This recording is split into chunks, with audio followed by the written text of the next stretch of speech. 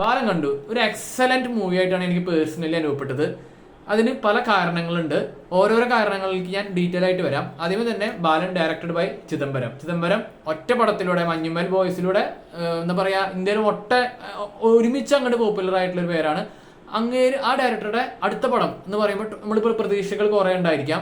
പക്ഷെ വളരെ ഞെട്ടിച്ചു കളഞ്ഞത് ഒരിക്കലും ഒരു ബന്ധമില്ലാത്ത ടോട്ടലി അൺറിലേറ്റഡ് ആയിട്ടുള്ള ഡിഫറെന്റ് സബ്ജക്റ്റ് ആണ് ബാലൻ. അത് വളരെ നല്ല രീതിയിൽ തന്നെ ആൾ എടുക്കുകയും ചെയ്തിട്ടുണ്ട്. ഒപ്പം റൈറ്റർ കോമ്പിനേഷനാണ് ഇതിൽ ഒന്നുകൂടി ഹൈലൈറ്റ് ചെയ്തത്. ചിദംബരത്തിനോടൊപ്പം ജിത്തുമാധവൻ ചേരുന്നു. ജിത്തുമാധവൻ എന്ന് പറയുന്നത് എന്താ പറയുക, രോമാഞ്ചം ആവേശമൊക്കെ എടുത്ത ഡയറക്ടർ ഇതുപോലത്തെ ഒരു ഫിലിം, അതൊരു ക്യൂരിയോസിറ്റി വർദ്ധിപ്പിച്ചു. പിന്നെ മ്യൂസിക് ഡയറക്ടർ സുഷിൻ ശ്യാം, അങ്ങനെ എല്ലാ പടങ്ങളും ചെയ്യുന്ന ആളാണ്. പക്ഷെ ഇവർ 3 പേരും ഒരു കോമ്പിനേഷൻ ആദ്യമായിട്ടാണ് വരുന്നത്, 3 പേരും ഒരുമിച്ച്. അതായിരുന്നു ഇതിന്റെ ഏറ്റവും വലിയ സെല്ലിംഗ് പോയിന്റ്. അത് ഇതിലും അവർ വളരെയധികം വിജയിച്ചിട്ടുണ്ട്. അപ്പോൾ ആദ്യമേ പറഞ്ഞ പോലെ തന്നെ Balan a story of a boy, അത് ഒരു പേര് കേൾക്കുമ്പോൾ കുട്ടികളുടെ പടമാണെന്ന് തോന്നുന്നെങ്കിലും ഇത് കുട്ടികൾക്ക് വേണ്ടിയുള്ള പടമല്ല. കാരണം അത് ഞാൻ ആദ്യമേ തന്നെ പറയാം, ഇത് വളരെ സീരിയസ് മൂവിയാണ്, ഡാർക്ക് ഓറിയന്റഡ് ആണ്. ഇതിലത്തെ ചില കാര്യങ്ങൾ ചിലപ്പോൾ ഡിസ്റ്റർബിംഗ് ആയിരിക്കാം. അതുകൊണ്ട് തന്നെ ഇതൊരു കുട്ടികൾക്ക് വേണ്ടിയിട്ടുള്ള സിനിമയല്ല. ആ ഒരു തെറ്റിദ്ധാരണ വേണ്ട. അത് ഇതെല്ലാവർക്കും ഉള്ള സിനിമയാണ്, മുതിർന്നവർക്ക് എസ്പെഷ്യലി, അഡൾട്ട്സിന് എസ്പെഷ്യലി മൂവി ലവേഴ്സ് കണ്ടിരിക്കേണ്ട എൻ്റെ ഒരു അഭിപ്രായത്തിൽ മസ്റ്റ് വാച്ച് ആണ്. പക്ഷെ ഇതിന്റെ ഒരു ബോക്സ് ഓഫീസ് സെല്ലിംഗ് പോയിന്റ് അല്ലെങ്കിൽ ബോക്സ് ഓഫീസിൽ എന്താവുമെന്നൊന്നും എനിക്കിപ്പോൾ ഈ ഒരു മൊമെന്റിൽ പറയാൻ പറ്റില്ല. നല്ല സിനിമ ആയതുകൊണ്ട് തന്നെ ഇപ്പോഴത്തെ മലയാളി ഓഡിയൻസ് ഇതുപോലത്തെ നല്ല നല്ല സിനിമകൾ, നല്ല നല്ല സബ്ജക്റ്റിൽ വരുന്ന സിനിമകൾ, നല്ല പെർഫോമൻസിൽ വരുന്ന സിനിമകൾ ഏറ്റെടുത്ത് വിജയിപ്പിക്കുന്ന ഒരു കാലഘട്ടമാണ്. അതുകൊണ്ട് തന്നെ ഇവരുടെ ഈ പറഞ്ഞ ചിദംബരത്തിന്റെ നെയിം, ആവേശം ഡയറക്ടറുടെ ജിത്തുമാധവന്റെ നെയിം ഒക്കെ ഉള്ളത് കൊണ്ടും നല്ല അഭിപ്രായം വരുമെന്ന് ഞാൻ പ്രതീക്ഷിക്കുന്നു. എനിക്ക് അങ്ങനെയാണ് അനുഭവപ്പെട്ടത്. അതുകൊണ്ട് തന്നെ ബോക്സ് ഓഫീസിലും നല്ലൊരു വിജയം ആവട്ടെ. അതിനു മുമ്പ് ഇനി പടത്തിലേക്ക് വരാം. ഇതില് നമ്മൾ കേട്ടുമടന്ന കുറെ കഥകൾക്ക് വ്യത്യസ്തമായിട്ട് പല തരത്തിൽ ഇതിൽ ഒരു ക്ലീഷേഴ്സ് ബ്രേക്ക് ചെയ്ത പോലെ എനിക്ക് തോന്നി.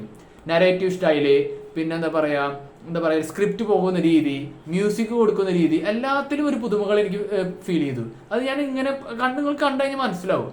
ഇതിന്റെ ഏറ്റവും യൂണിക് പോയിന്റ് എന്ന് പറയുന്നത് അൺപ്രഡിക്റ്റബിലിറ്റി ഇൻ സ്റ്റോറി ടെല്ലിംഗ് ആണ്.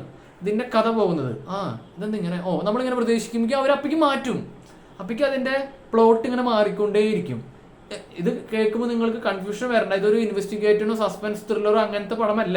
പക്ഷെ യൂഷ്വൽ കഥയിൽ തന്നെ അൺപ്രഡിക്റ്റബിലിറ്റി, ആ അൺപ്രഡിക്റ്റബിലിറ്റിയിൽ വരുന്ന അസാധാരണമായ നിമിഷങ്ങൾ, സാഹചര്യങ്ങൾ, ആ സാഹചര്യങ്ങളിൽ പലതരത്തിലുള്ള എന്താ പറയാ ക്യൂരിയസ് ആയിട്ടുള്ള അല്ലെങ്കിൽ എന്താ പറയാ വളരെ ഒരു ഇൻട്രസ്റ്റിംഗ് ആയിട്ടുള്ള ക്യാരക്ടേഴ്സ്, അത് വളരെയധികമാണ് ഈ പടത്തിൽ. ഇനി ഓരോരുത്തരോട് എടുത്തു പറയാനാണെങ്കിൽ ഇതിൽ 2 മെയിൻ ആളുകൾ എന്ന് പറയുന്നത്, ഒന്ന് ആ ബാലൻ എന്ന കുട്ടി കഥാപാത്രം ചെയ്ത ഞാൻ മനസ്സിലാക്കിയത് ആദിശേഷൻ എന്ന് പറഞ്ഞ അവന്റെ പേര്, പിന്നെ ഒരു പുതുമുഖ ആക്ട്രസ് ഫർസാന പാലത്തിങ്കൽ. ഇവരുടെ 2 പേരുടെ ഷോയാണ്. ആക്ടിങ് എന്ന രീതിയിൽ ഫർസാനയ്ക്കും ബാലതാരം എന്ന രീതിയിൽ ഈ പറയുന്ന അദീഷനും ചിലപ്പോൾ അവാർഡുകൾ വരെ കിട്ടാം. അമ്മാതിരി പെർഫോമൻസ് ആണ് അവർ കാഴ്ചവെച്ചേക്കുന്നത്.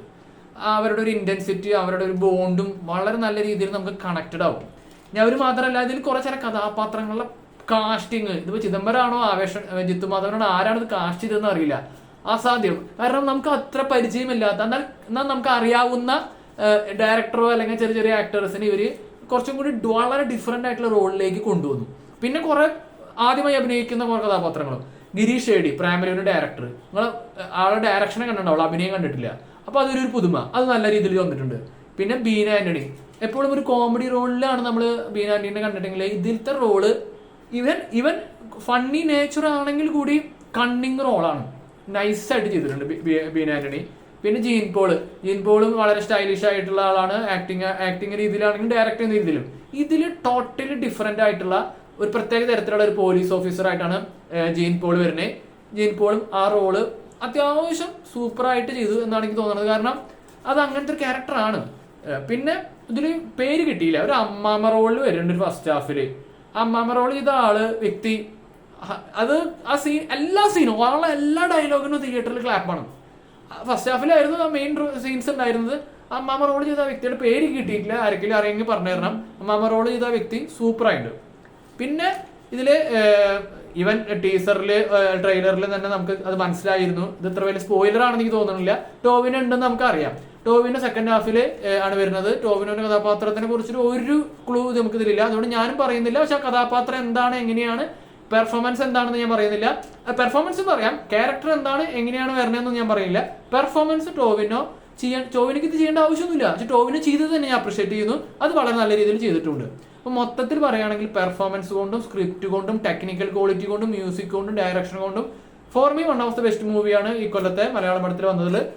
നിങ്ങൾ കണ്ടിരിക്കണം. നല്ല സിനിമകൾ സ്നേഹിക്കുന്ന ആൾക്കാർ ആരായാലും കാണണം എന്നാണ് ഞാൻ പറയുന്നത്.